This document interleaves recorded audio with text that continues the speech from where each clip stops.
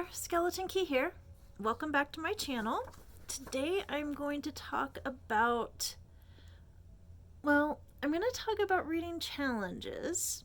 More specifically, I'm going to talk about the Modern Mrs. Darcy's challenge this year. It's normally a 12 prompt reading challenge, and this year she's gone about it a little bit differently. The Modern Mrs. Darcy is Anne Bogle, who is an author and a blogger. So I think it was last month that I read her book, Don't Overthink It. I borrowed that from the library on Hoopla, the audiobook, and it had some interesting ideas in it that I do want to try out. But going back to her reading challenge specifically, she's referring to it as a reading life challenge. And I think a lot of us are sort of in the same place as far as having gotten through the year 2020 and having our lives upended in some way or another. And things just changed a lot, and our perspectives changed a lot over this past year. And so she's incorporated that into her reading challenge for 2021. So if you go to her blog and sign up for her newsletter, then you can get these free printables. And one of them is, it's sort of a little workbook for going through what your priorities really are for your reading life in the coming year. So I'm just going to kind of go through what I came up with in mine and how I'm going to tackle that this year. So the first thing is you're supposed to go through and set your intentions. A lot of the language for this is a little more new agey than I really get into, but I'm kind of trying to take it at face value and just work through it in my own way. So the first thing is set your intentions, and she asks, what do you want more of in your reading life? And she's got this long list of things and even some blanks that you can fill in if there's something that you want that isn't listed there. And so everything from focus, enthusiasm, empathy, dependability, laughter, growth, surprises, all these different things. And then the next one is, what do you suspect your reading life needs right now? And again, it's more things to think about as to whether or not you need more of them in your reading life.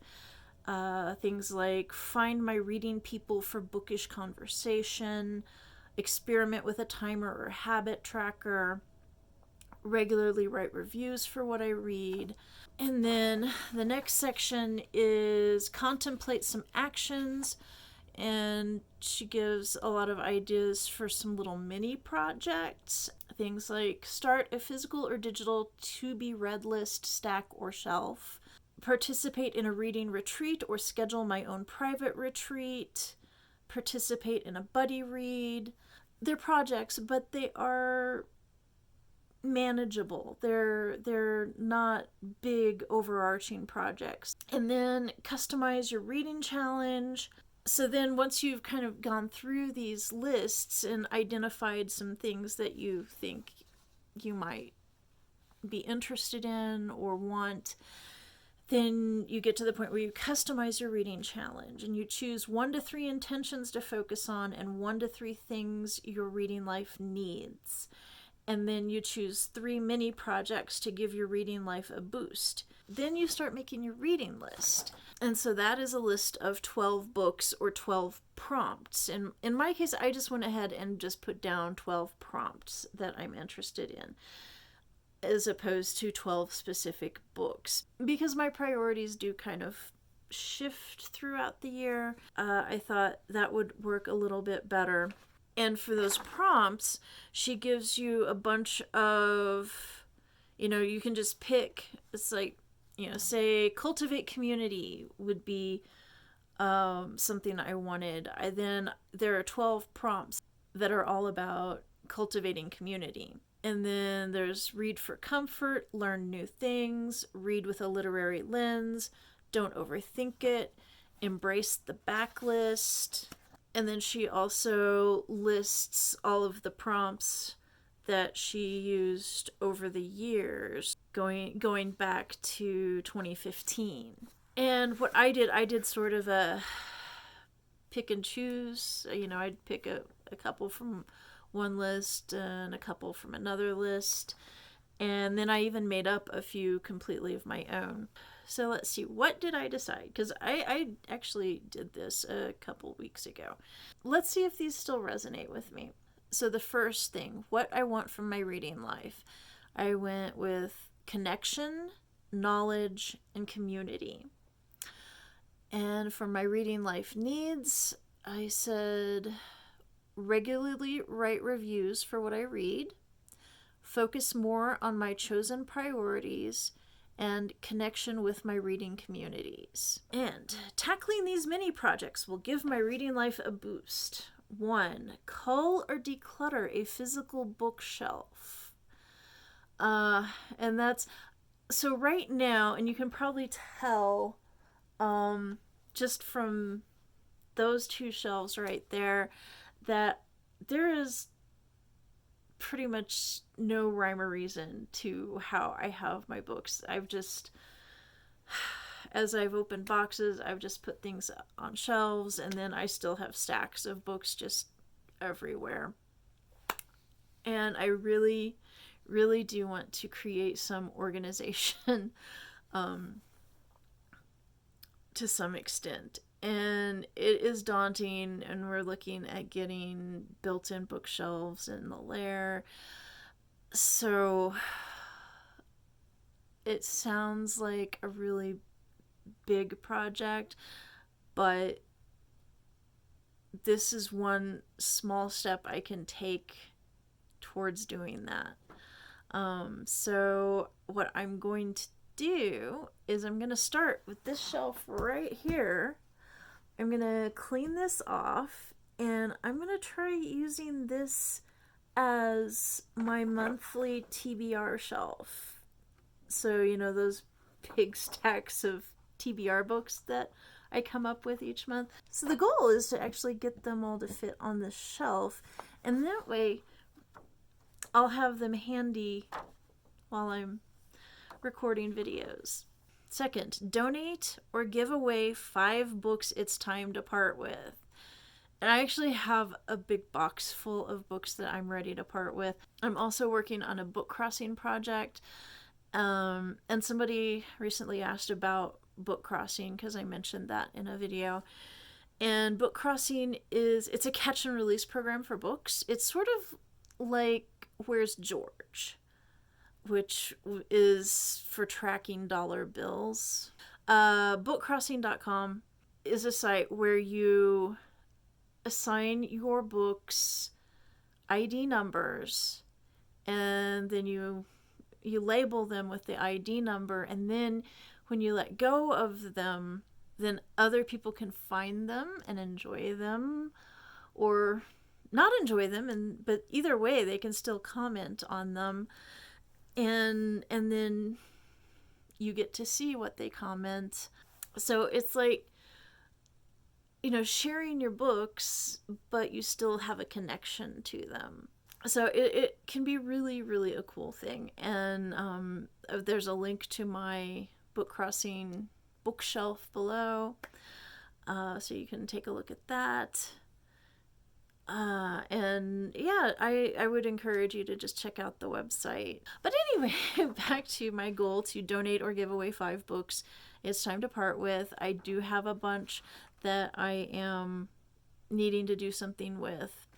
I'll get moving on that. Number 3 is to participate in a buddy read. I'm in book clubs, which is kind of like a buddy read, but it's not quite the same thing. But I may use that as sort of a jumping off point, maybe kind of buddy up with a friend who's in one of those book clubs, and we'll buddy read that. Or I might go on to one of the the Goodreads groups that I'm in, because some of those do put together buddy reads. So I haven't really decided what I'm going to do with that yet, but there are several possibilities for that. Okay, so now my 12 reading prompts that I selected for my actual reading challenge. So one is a book you own but have never read. I have lots of those. 2 is a book you previously abandoned. I have lots of those. A classic you've been meaning to read. What definitely comes to mind for that is Le Comte de Monte Cristo, which is something I have I think it's the Pop Sugar Challenge. One of them is to read the longest book on your TBR, and mine is Le Comte de Monte Cristo. So I'm tackling that puppy. I need to get on that. I meant to start on it yesterday, but there are a couple challenges other places that are focusing on either just that book or that book and Les Miserables. So I've got some options there for connecting with some other people who are also doing the Pop Sugar Challenge and realizing, oh, I guess it's time to read Le Comte de Monte Cristo. The next one is a book published before you were born. Yeah, I've got a lot of those too. 5, a cookbook, guidebook, or how-to book. So, yeah, I've got a fair number of those. 6, a play or screenplay. I still haven't read Parasite. I want to read Parasite. I also need to check and see what of the upcoming Oscar contenders I can get copies of the scripts for. I also do have some scripts for Agatha Christie plays, but I'm not sure where they fit into my chronological Christie challenge, so I may not be getting to those anytime soon. I suspect it'll be a screenplay. 7, a book by a local author. Well, right now I'm reading Killer Chardonnay. Almost done with that, so that's probably going to be likely for that one. The author is, the book is set in Boulder, which is about not even 50 miles from here. I believe the author currently lives in Denver, but she clearly knows Boulder. 8, a book a friend gave you. Yeah, I feel really bad because a lot of people know I love books, and so they give me books as gifts, and I haven't read so many of them. So I really want to read more of the books that I have received as gifts. 9, a book in a favorite author's backlist. Yeah, there's a number of those too. 10, a book for a book club. Well, tomorrow is Book Snobs, so I have a feeling that one is going to be the unbearable lightness of being. I'm hating it. I absolutely hate this book. It's, oh my god, it's tedious and boring, but so many of my friends, including my friends in Book Snobs, love this book. So this could be a really interesting discussion, or it could just be them kicking me out of Book Snobs. 11, an arc of a 2021 release. I already have 4, I think, so I haven't decided which one I'm going to do first. Number 12, a book from the neighborhood box. As you may have seen in some of my other videos, we do have in our neighborhood a little, it's not an official little free library because apparently you have to pay a licensing fee or something for that. So it's a neighborhood book box, and it's really cute, and it apparently does get quite a bit of use. I want to do better about trying to do my bit to make sure that it doesn't stagnate, that stuff kind of gets some turnover. So that is another thing in my reading life, making regular trips to the book box, making that an integral part of my reading life. So there is a little peek into my reading life. But of course, if you have questions about anything, book crossing or buddy reads, or if you have suggestions, questions, please do comment below. If you've done this little workbook thing that Anne has put together, I'd be really curious to hear what you've decided that you need in your reading life this year.